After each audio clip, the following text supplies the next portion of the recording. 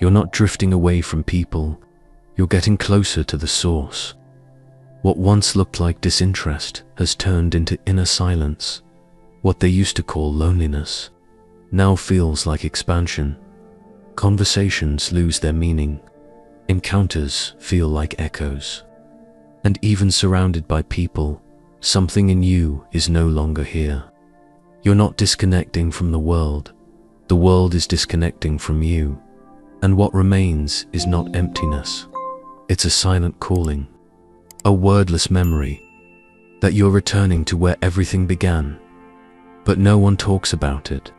No one teaches how to recognize the exact moment when the soul decides not to return. Not out of rebellion, not out of trauma, but out of completion. A kind of closure that needs no applause, only awareness. There are invisible signs, and they're already appearing. Symptoms of an end that is not death, but transition. Of a cycle that doesn't break with pain, but with clarity. And if you've ever felt like you no longer belong to this plane, maybe this video is the reminder your soul has waited lifetimes for. Stay, the next few minutes may show you why you're not coming back. And you don't need to believe in anything for now, just feel. Because there are signs. 10 signs that don't shine in the sky, but vibrate quietly within you.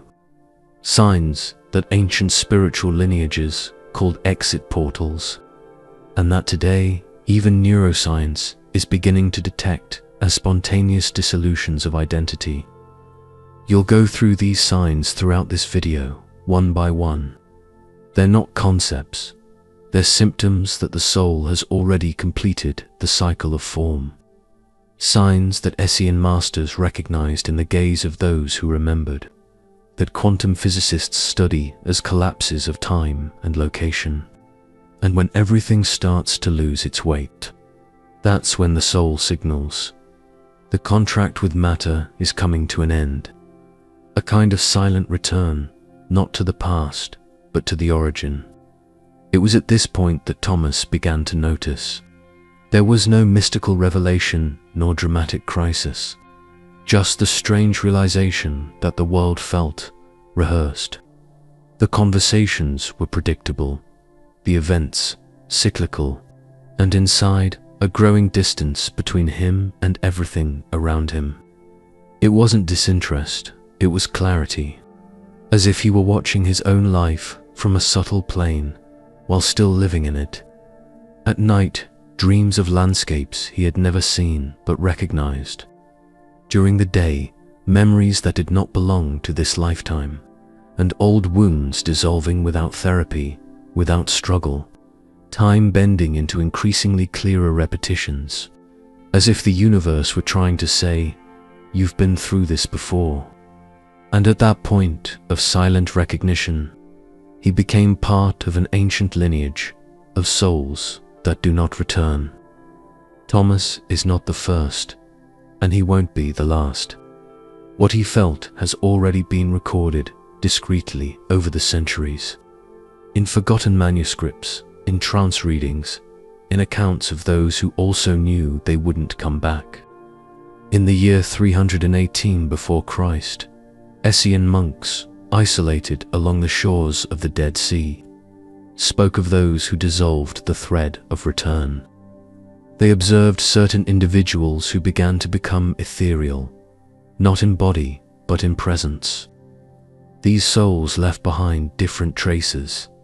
They did not reincarnate, did not evoke karma, did not bind themselves to dense ties. Centuries later, in the 20th century, Edgar Cayce, in an altered state, described something similar. He reported patients with unusual signs of intertemporal memory and said, "These are on the final step. Their lessons have already echoed through all directions of time." And more recently, between 2001 and 2015, several neuroscience institutes began identifying an intriguing phenomenon. The brains of advanced meditators seemed to step out of conventional space-time patterns. Time for them was no longer a line, it was a field.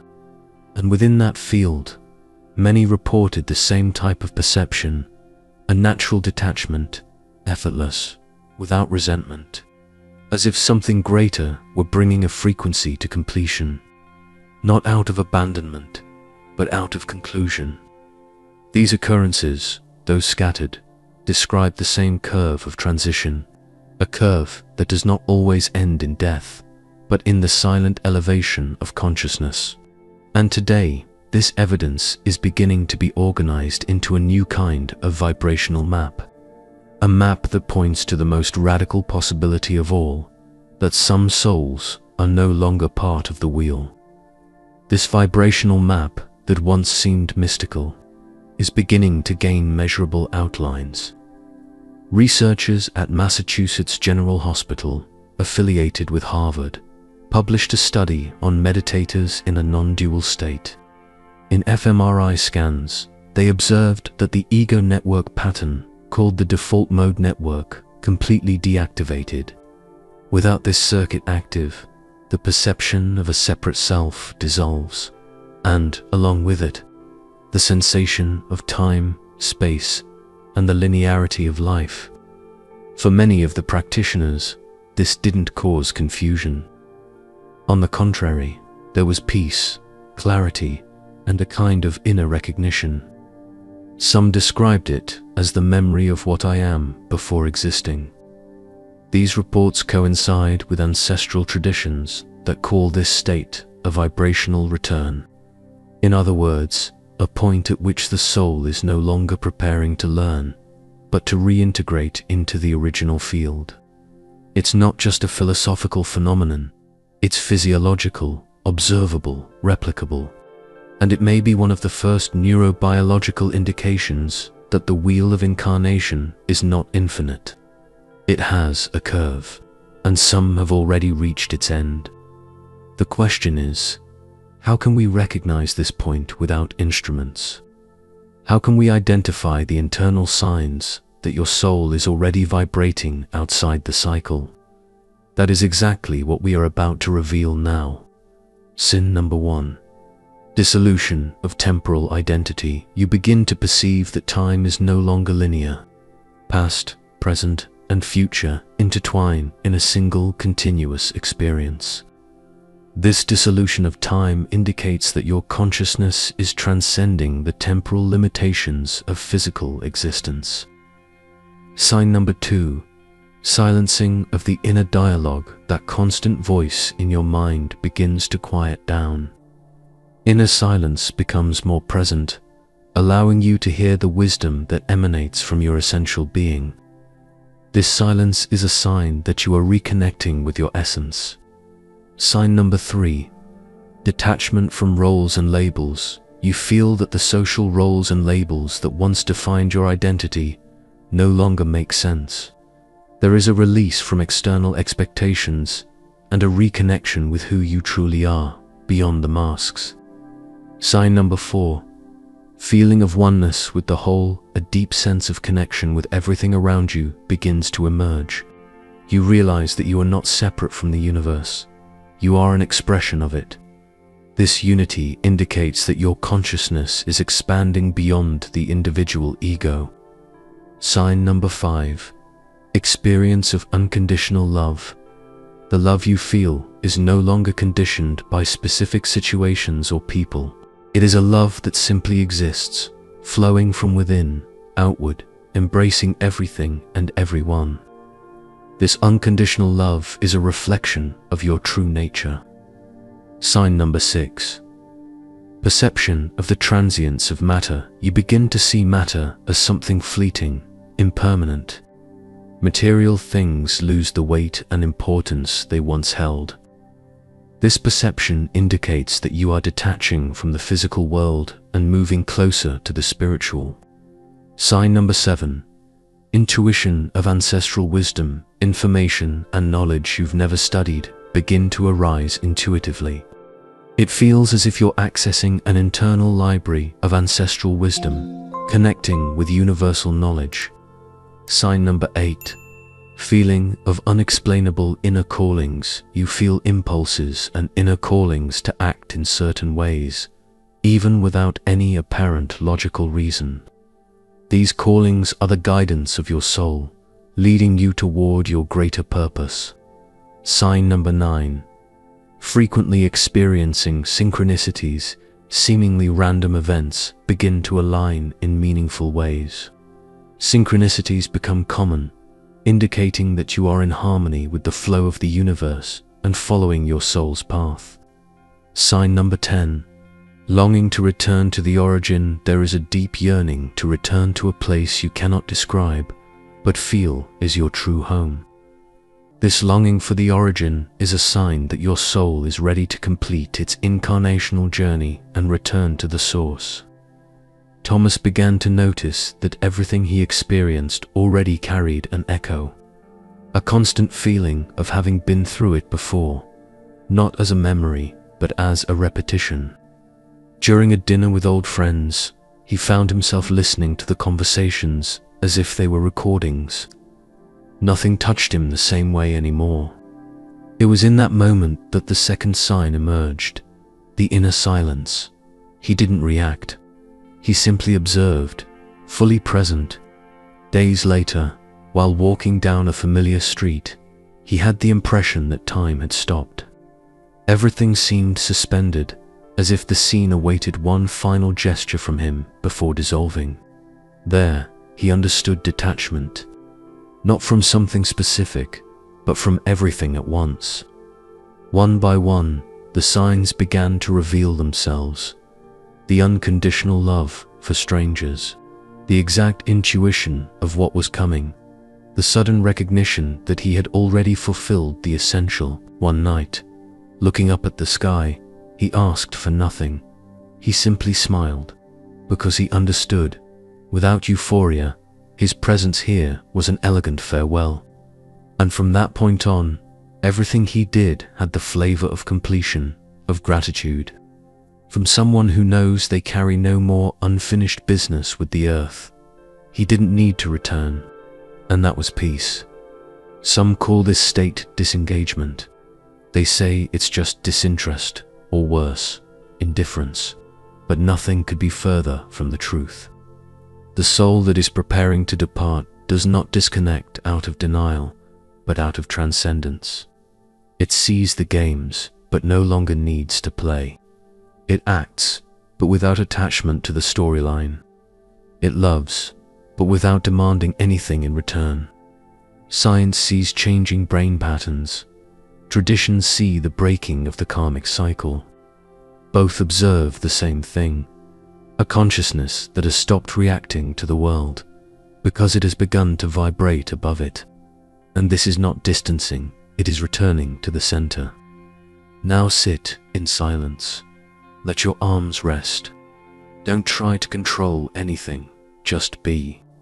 Now gently close your eyes, as one who is retreating from the world. Inhale deeply through your left nostril. Exhale slowly through your right. Repeat once more. And now, allow your breathing to become natural, subtle. Bring your attention to the center of your chest. Imagine that there is a silent, golden light there, pulsing in its own rhythm. This light needs nothing. It simply exists. It is the core of your existence before time. Now visualize a circle of all the roles you have ever lived. Bodies, names, experiences, all around you, like memories bowing before you. You honor them and you release them. Inhale with reverence. And as you exhale, say internally, I have been everything. Now I am only consciousness. Remain in this state for a few moments. Feel the lightness that emerges. You are not empty, you are whole. And when you feel ready, return slowly, bringing with you the echo of a forgotten truth. The journey has been fulfilled. The return has begun from within. You have just crossed a subtle territory where time bends, identity dissolves, and matter becomes light. These were 10 vibrational signs, not as concepts, but as mirrors. Mirrors that revealed the inner silence, the detachment from roles, the dissolution of time. They also showed the love without condition, the wisdom without books, the longing for a place without a name. You saw the world appear like a dream, and within it you felt the call to awaken. You felt the threads of the past unravel. You recognized the oneness with the whole, and you realized that returning is not mandatory once the learning is complete. These signs were not descriptions, they were reminders, and the deepest reminder of all is about to be spoken. The cycle does not end with death. It ends when the being no longer orbits around form and begins to vibrate from essence. These signs are not about leaving. They are about transmuting, turning routine into ritual, turning presence into power, and realizing that even within ordinary life, it is possible to walk with feet in the now and soul in the eternal. Every gesture can be a release, every silence can be a sanctuary, and every choice can be the confirmation that consciousness has already transcended the walls of repetition. As Sri Aurobindo once wrote, "The soul must remember its origin, so it can begin to build heaven on earth." True freedom does not begin when you abandon the world. It begins when the world no longer limits you. You didn't come here to escape. You came to transform matter with your light. And from today onward, it already recognizes who you are. If this video resonated with you, leave a like, subscribe to the channel, and turn on notifications. Write in the comments, "I recognize the end as the hidden beginning." Share this video with someone who is also feeling the call. Click on the screen and continue your journey with another transformative message.